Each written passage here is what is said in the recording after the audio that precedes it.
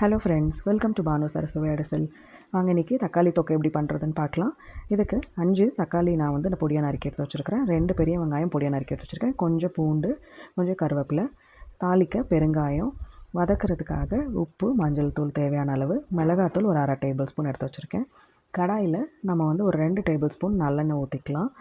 இதில் நான் வந்து கடுகு தாளிச்சிட்டு பெருங்காயம் போட்டு தாளிச்சுக்கிறேன்.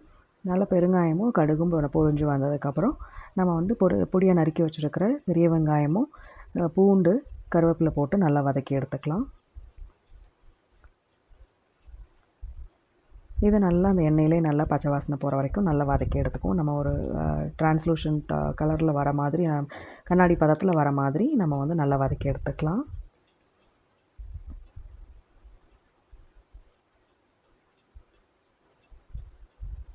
வெங்காயம் எந்த அளவுக்கு நல்லா வதங்குதோ அந்த அளவுக்கு இனிப்பு தன்மை கொடுக்காமல் இருக்கும். நல்லா வதக்கி எடுத்துக்குவோம். இது நல்லா வதங்கினதும் நம்ம வந்து பொடியாக நறுக்கி வச்சுருக்கிற தக்காளி இருக்குது இல்லையா, அதையும் சேர்த்து கொஞ்சமாக உப்பு சேர்த்து இதுக்கு நல்லா வதக்கி விட்டுக்கலாம். தக்காளி நல்லா வதங்க உங்களுக்கு அந்த புளிப்பு தன்மையெல்லாம் போய் நல்ல டேஸ்ட் கொடுக்கும்.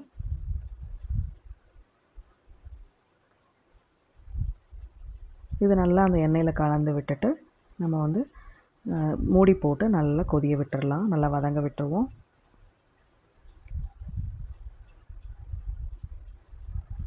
இதோட நம்ம வந்து மஞ்சளையும் உப்பையும் சேர்த்து போட்டுட்டோம் அப்படின்னா அதோட நல்ல பச்சை வாசனை போய் நல்லா வதங்கி வரும்.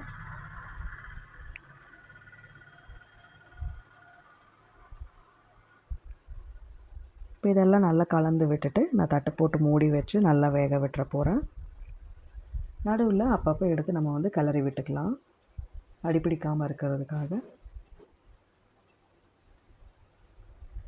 இப்போ தண்ணியெல்லாம் ஊற்றாமல் நான் மூடி போட்டு அந்த ஆவிலேயே நான் வந்து நல்லா வேக வச்சு எடுத்துக்க போகிறேன். நான் அப்பப்போ எடுத்து நல்லா மசிச்சு கிளறி விட்டதில் இந்த அளவுக்கு நல்லா வதங்கி வந்திருக்கு. இப்போது இந்த சமயத்தில் எடுத்து வச்சுருக்கிற மசாலா சில்லி பவுடர் இருக்குது இல்லையா, அதை வந்து நம்ம 1/2 டேபிள் ஸ்பூன் நம்ம காரத்துக்கு தகுந்த மாதிரி நம்ம போட்டுக்கலாம்.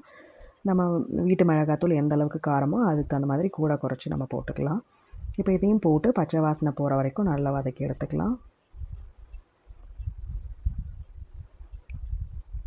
இப்போ தட்டு போட்டு மூடி வச்சு நல்லா ஒரு எண்ணெய் பிரிஞ்சு வர அளவுக்கு நம்ம ஒரு சிம்மில் வச்சு விட்டோம் அப்படின்னா ஒரு நல்லா அந்த எண்ணெய் பிரிஞ்சு வர வரைக்கும் நல்லா வதங்கி வரும். உப்பு காரமெல்லாம் எப்படி இருக்குதுன்னு சரி பார்த்துட்டு நம்ம இந்த சமயத்தில் டிஷ் அவுட் பண்ணிடலாம். நம்ம வந்து இது சாதத்துக்கு சப்பாத்திக்கெல்லாம் தொட்டுக்க ரொம்ப அருமையான சைட் டிஷ். இது செஞ்சு பார்த்துட்டு எப்படி இருக்குன்னு எனக்கு கமெண்ட்ஸில் சொல்லுங்கள். தேங்க்யூ.